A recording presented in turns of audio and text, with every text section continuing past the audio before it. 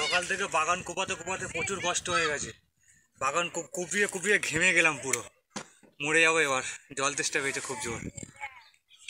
হেই WhatsApp family, কেমন আছো সবাই? আশা করি তোমরা সবাই ভালো আছো। আমিও ভালো আছি। আমি প্রভাত, আমি নিয়ে এসেছি তোমাদের কাছে আমার নিউ ব্লগ ভিডিও। চলো ভিডিওটা শুরু করা যাক।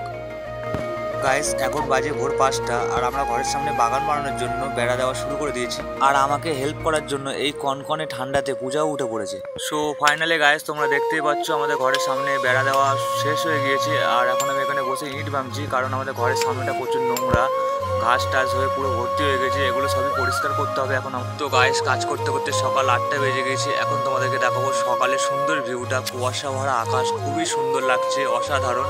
আর তোমরা যে ভেড়িগুলো দেখলে, এই ভেড়ির পুরো পাশেই আমাদের বাড়ি। পিছনে রয়েছে একটা বড় খাল। এই ছোট ইটগুলো ভেঙে আমি বস্তাতে ভরে নিচ্ছি। এখানটা পুরো পরিষ্কার করে নিয়ে আমি সব কিছু বস্তাতে ভরে নেবো ঘরের পিছনে ফেলার জন্য। তো গাইস, আমার ইট ভাঙা শেষ। এখন আমি কোদাল দিয়ে চেঁচে পুরো জায়গাটা পরিষ্কার করে নিচ্ছি। আগে কতটা নোংরা ছিল আর এখন দেখো কতটা পরিষ্কার করে দিয়েছি জায়গাটা পুরো।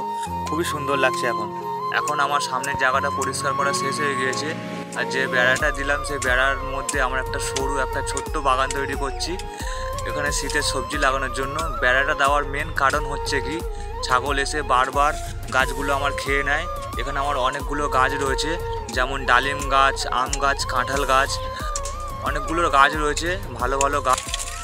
সকাল থেকে বাগান কোপাতে কোপাতে প্রচুর কষ্ট হয়ে গেছে। বাগান কুপিয়ে কুপিয়ে ঘেমে গেলাম, পুরো মরে যাবো এবার। জল তেষ্টা পেয়েছে খুব জোর। পুরো কুপানো রেডি হয়ে গেছে, কুপিয়ে রেডি করে নিয়েছি। ছোট্ট একটু সরু জায়গা, এর মধ্যে এই যে লঙ্কা আর ধনের দানা আছে, রাত্রেবেলায় ভিজিয়েছিলাম। এখন রোদে দানার জলগুলো গরম করতে দেওয়া হয়েছে, বিকালে দানাগুলো ফেলবো। আর এই যে দেখা পাচ্ছ, এটা হচ্ছে পালং শাকের দানা, এখানে ফেলবো। মূলও আছে, মূলোর দানাও আছে, সব বসাবো।